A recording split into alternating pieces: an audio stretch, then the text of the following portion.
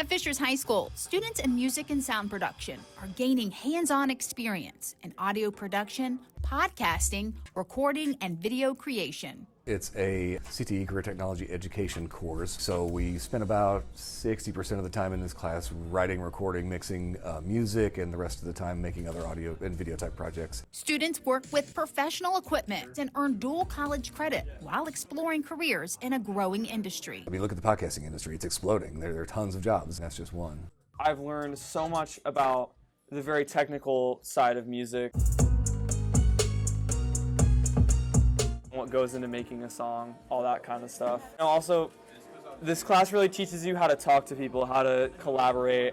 And now, students will take those skills beyond the classroom through a new partnership with Fishers Parks, serving as the live audio team for this summer's Free Tuesdays concert series. Well, I feel insanely lucky to have a class like this at my high school and to be able to, use my more artistic, creative side and channel that energy into work. It's real-world experience and another example of learning that extends beyond the classroom.